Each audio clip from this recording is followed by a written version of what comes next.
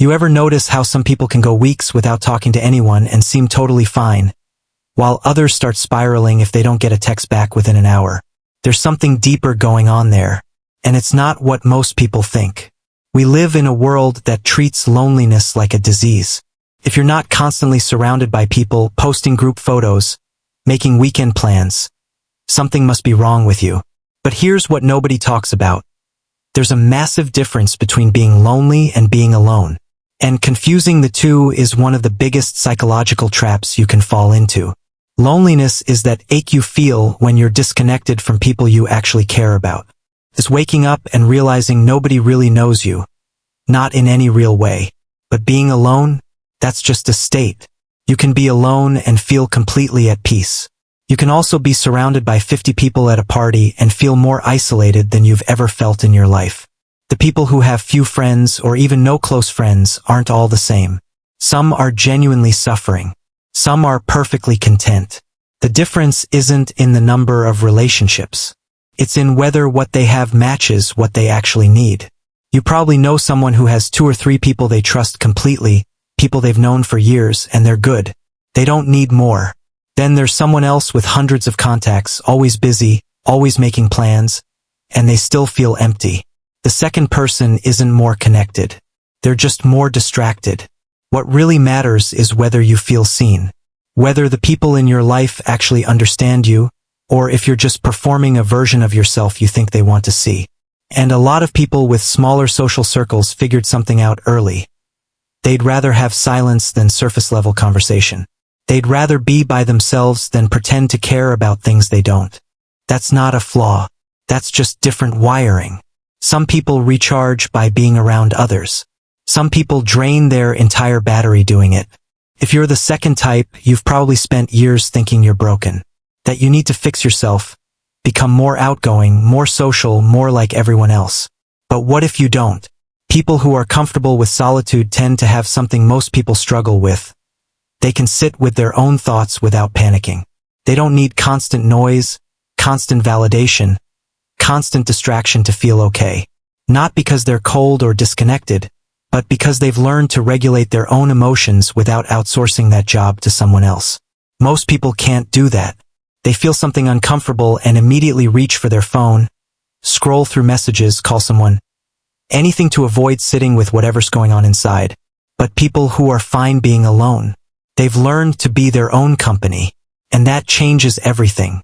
Because when you're okay with yourself, your relationships stop being about filling a void. They start being about actual connection.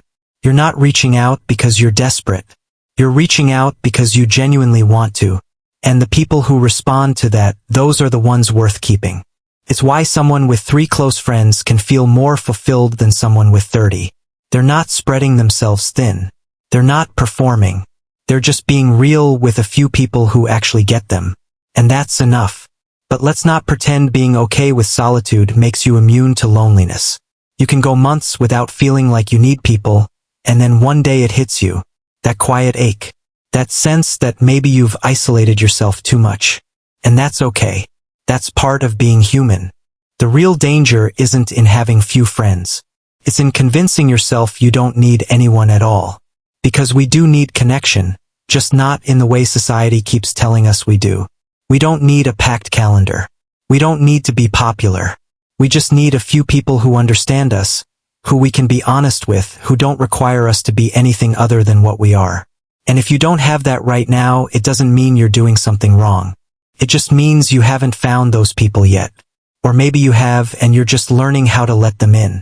The thing about people who thrive with fewer friendships is that they know themselves.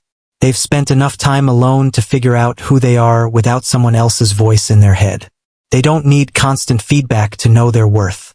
They don't need approval to feel valid. They've built an internal foundation that doesn't crumble the second they're by themselves. And honestly, that's rare.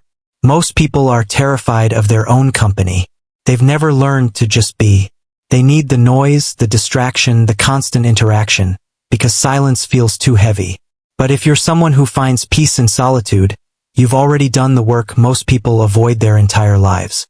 That doesn't mean you're better. It just means you're different. And different isn't wrong. So if you've always felt slightly out of step with everyone else, If you've never understood why people need so much socializing, if you'd rather spend your weekend reading or thinking or doing something alone than forcing yourself into another group setting that drains you, you're not broken. You're just wired differently. And the sooner you stop apologizing for that, the sooner you can build a life that actually fits who you are.